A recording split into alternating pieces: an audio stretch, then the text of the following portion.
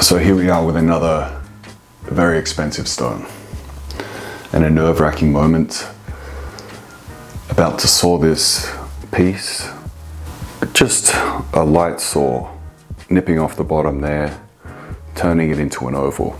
The problem is it's a very fine piece to saw, and if there is a slight movement in the blade, it can cost a lot of money. Even if the angle of the cut is wrong, if it's not straight down, we have a problem, because then I'll have to take more off the stone on the top, more carats, and more loss. So it's gonna have to be a very fine cut. The other problem is that I don't have a small enough saw blade. So I have a 6-inch saw blade available right now in my workshop, whereas I need a 4-inch finer saw blade in order to cut this stone. I have to work with what I have because I'm under a time constraint, because I have multiple projects that I have to finish. So it will be an interesting experience and another nerve-wracking experience for me, but also fun and exciting. Because it's a privilege to work on these types of stones, these kind of expensive stones that are incredibly rare.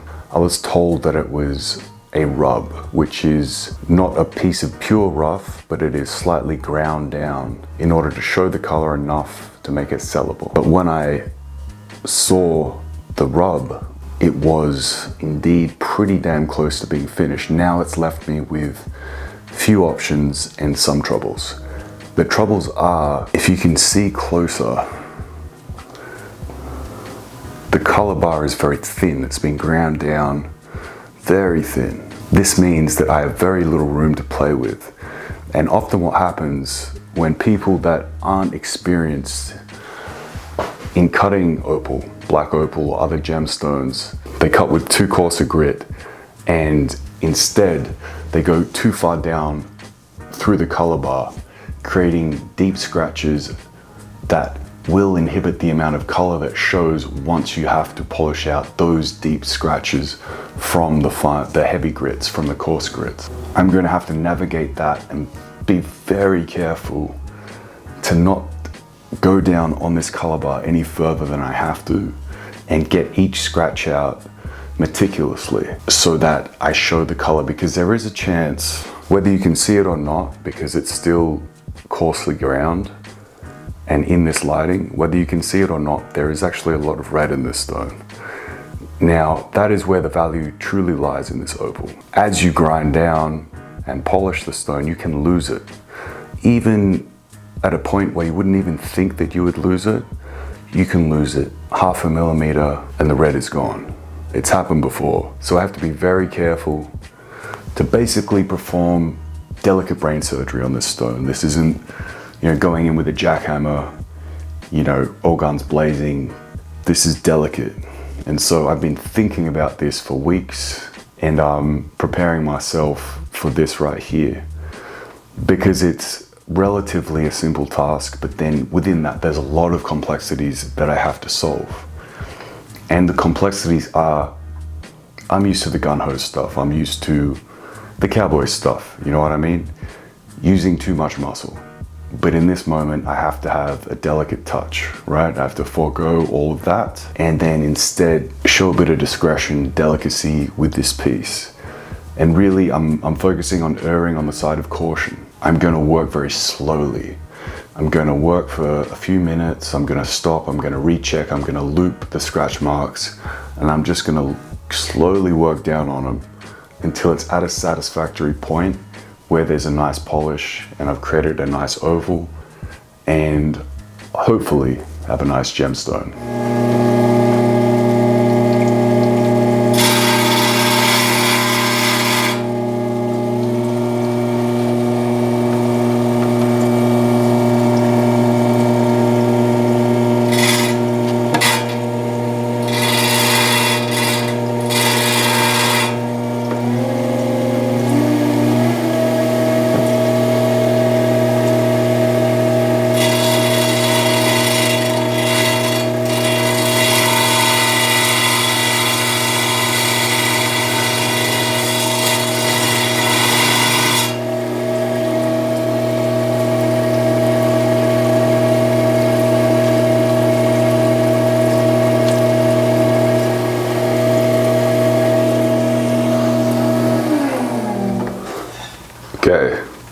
So we've got this little piece off here and this little piece off here.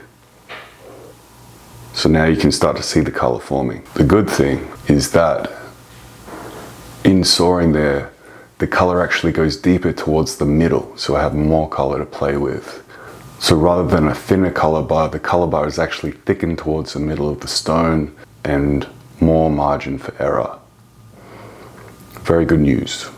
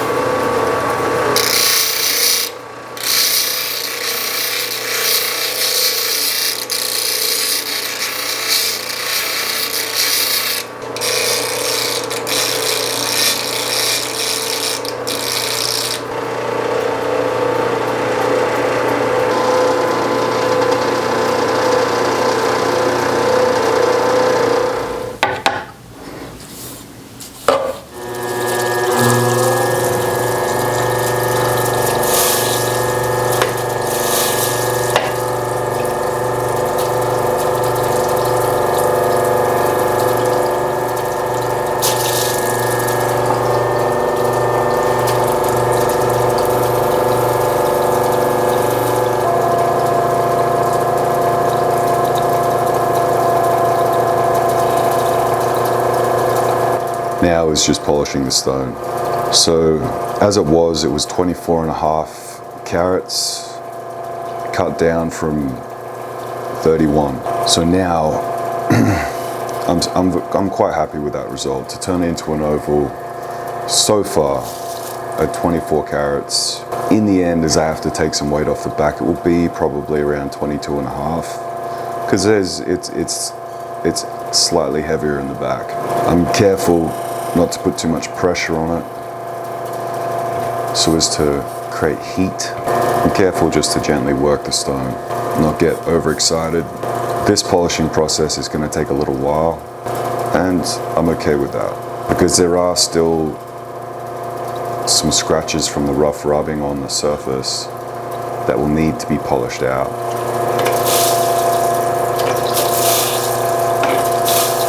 I do have water in the reservoir down here, which is providing just a little bit of extra moisture as I'm turning the stone. It's going to be a careful process. I'm going to pause in about 5 minutes, loop it, see where we're at, see how it's responding. What I'm really hoping for is to really create a window into the three-dimensional aspect of this stone and not destroy any color that is on the surface. because in the polishing process you can actually take out a lot of opal. You can actually lose a fair bit of color just on the polish. So you have to be very careful doing that so you don't screw it up and all of a sudden you've got a completely different stone. That's why patience is always good. If you keep your finger by the opal, then you kind of get a feel for the temperature and making sure that it's not overheating, making sure that it's not causing too many problems. Take some time, like I said. And I'm just careful because I can be too aggressive with it because I want it finished and I don't want to press down too hard and create too much friction or cause any heat chips in the opal, which are a bitch. Also, I don't want to put too much pressure on the side because I don't want the stone to fall off the dop stick, which can be equally as annoying and frustrating. It's a work in progress. So we've experienced some difficulties. The biggest problem is the dip in the middle of this has scratches from where it was rubbed down, and it's created a concave with deep scratches and then a polish around the edge. So I've got to try and fix that, just get these little scratches out and then smooth the whole thing over. So you probably won't be able to see, but actually still some scratches in the middle there that need to be cleaned out. Now, I'm using a different technique to do this. I'm using the Dremel because I need to target a certain area in order to fix the problem. It's messy, it's 3 a.m., but it's got to be done.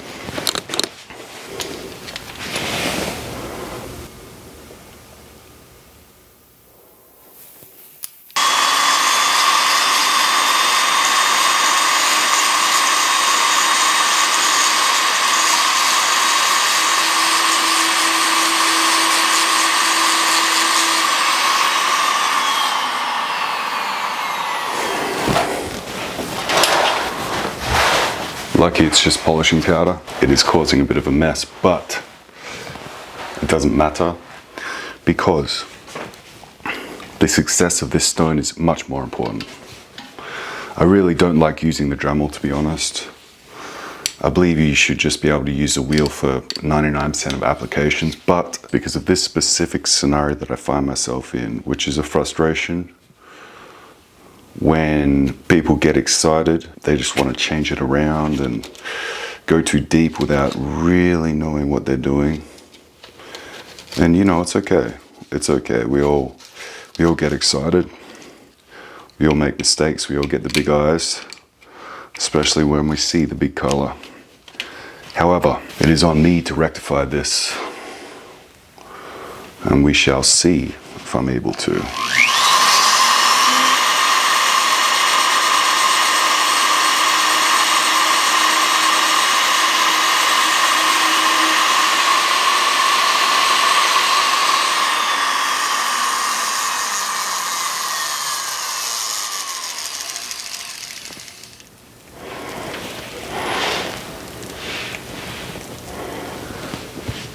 So as I explained, the problem that I'm having with this is the concave dip in the middle of the stone that has retained the scratches, which have been caused by over grinding the stone, the rough stone, down, trying to find more color in order to create more value without realizing that they're actually destroying value. So here I am trying to remedy the situation using the Dremel, which is, you know, a hand tool, in order to try and get these out of the middle of the opal, because it's a very fine stone, amazing multicolor, and it deserves to be presented in the best possible manner. So it's 3:10 right now in the morning. I might just take a rest and get to it tomorrow morning because I'm exhausted. This has been a frustrating ordeal, and I'll come at it with some fresh eyes tomorrow.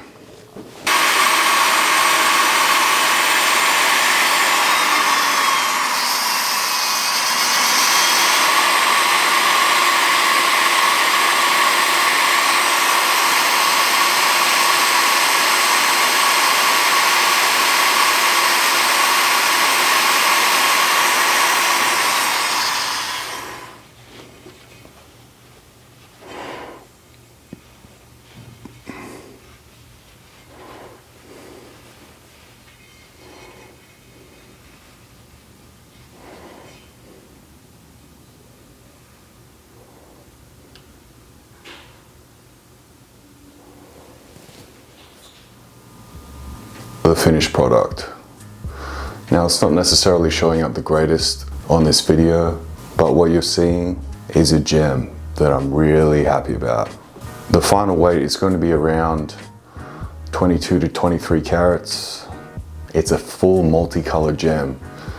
So as you look into the stone, you're looking at colors of red, which is very important in increasing the value. You're looking at greens, you're looking at blues, you're looking at aquas, purples and pinks as well, yellows and oranges. It is truly a multicolored gem. And at over 20 carats in a true black opal, this is a real rarity and a gorgeous stone. It's something that I can personally stare at for an hour. 2. Last night, when I finished it, I stared at it for 30 minutes. The color bar in the middle goes much deeper. So as you twist the stone, you see the color in the middle, and you see the reds in different layers, you see the pinks in different layers, you see the blues and the greens in different layers going deeper into the stone. And it's mesmerizing, it truly is. This is the rarest, and this is what really makes black opal special. In particular, nodule rough, knobby rough black opal from Lightning Ridge. The thickness of the color creates this three-dimensional multi-layer effect that's like walking into a different universe. It is truly stunning, truly amazing.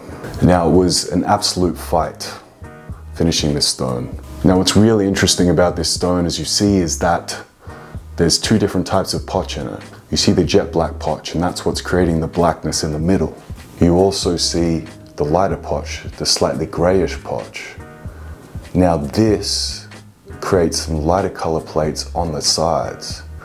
So my job in increasing the valuation of this stone and really trying to bring it to its full potential was to focus the color on this black potch, which will in turn bring out the color in the middle and enhance a stone's price per carat. This stone and this parcel of stones that I bought was an incredibly large sum of money for me personally. It's a huge risk to take, and so with all of that on the line, your hands can shake for sure.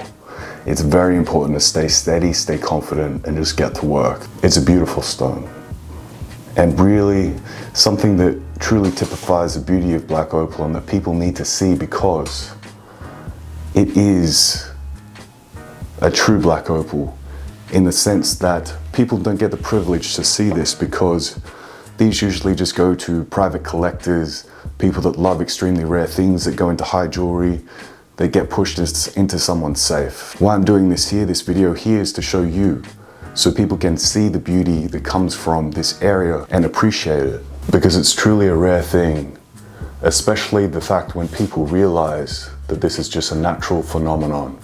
It's simply cut and polished, and that's it. There's no need for facets. It is simply like this, just ground down and polished.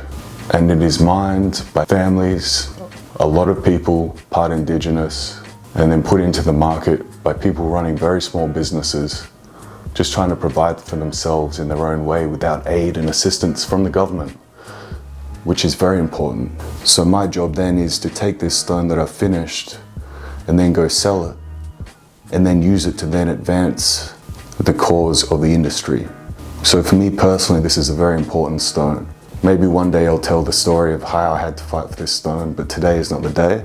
Needless to say that I traveled for weeks in some very sketchy circumstances, ducking advances and sticky fingers from people that you might not assume would have sticky fingers, which is how it usually works. But the cause and the fun of this whole industry is doing that because it's an adventure. And as we stand here with a beautiful stone, it's all worth it to bring it to this point.